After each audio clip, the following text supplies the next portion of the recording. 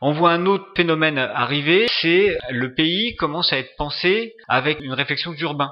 C'est-à-dire qu'on va créer des chartes de paysages qui font bien dans l'image du Toulousain ou du Parisien, etc. Mais on pense pas que nous, on veut pas figer. Nous, on veut un pays dynamique. On veut que les écoles ne ferment pas, que les postes ne ferment pas, enfin que les administrations, les services, enfin les épiceries, etc. On veut des gens qui vivent là à l'année. C'est quand même ça la garantie. C'est-à-dire que, en fait, quand on aménage des choses comme des parcs naturels régionaux, comme on a vu là dans la région, on voit que la grande logique va vers une homogénéisation des paysages. On va vouloir que toutes les maisons ressemblent à telle et telle chose, et ça coûte très très cher pour refaire des maisons de cette manière-là, et on pense pas à tout le reste.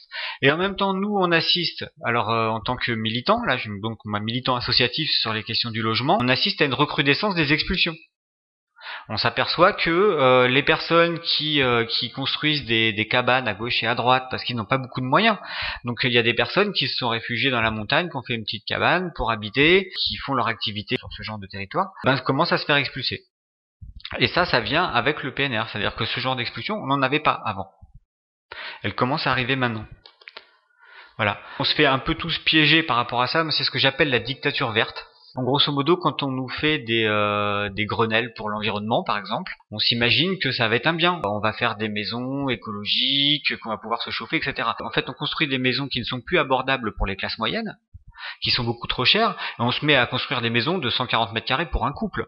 C'est pas tellement écologique, il me semble. On va aménager des territoires avec des PLU, les plans locaux d'urbanisme. C'est ce que chaque commune s'organise pour arriver à voir comment le territoire va être aménagé sur plusieurs années, etc. Donc on fige encore le territoire. Maintenant, on parle de PLUI. Il y a des communes qui avaient déjà fait leur PLU. Maintenant, ils se mettent en intercommunalité pour faire leur commune. Et puis il y a ce qu'on appelle les SCOT.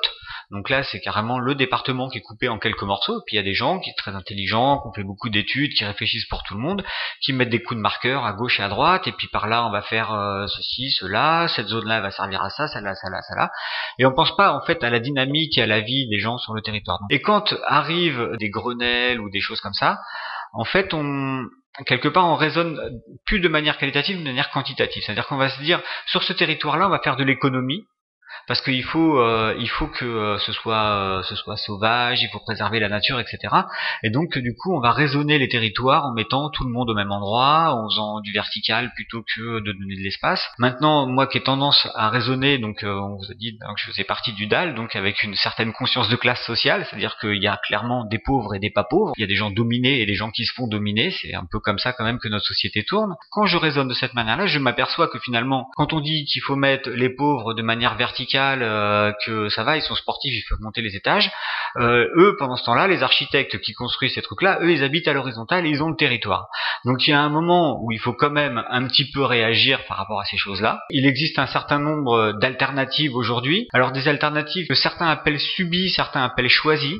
Donc je pense que ça va faire partie un petit peu du débat, le subi-choisi, c'est-à-dire que quand je fais ma cabane, est-ce que c'est parce que j'ai pas trouvé de logement ou parce qu'il y a trop de résidences secondaires et du coup j'arrive pas à trouver une maison convenable que j'ai décidé de me faire ma cabane, m'installer une yourte ou ce genre d'habitat comme ça? Ou est-ce qu'on est vraiment face à un choix, c'est-à-dire des personnes qui sont dans le refus de consommer, dans le refus de devoir payer des loyers très chers, donc de travailler, donc de se faire exploiter, donc une nouvelle conscience, une nouvelle réaction d'une population qui se dit finalement le travail c'est quand même un contrat de subordination, c'est quand même quelqu'un qui se fait de l'argent sur ma sueur quelque part et sur ma vie.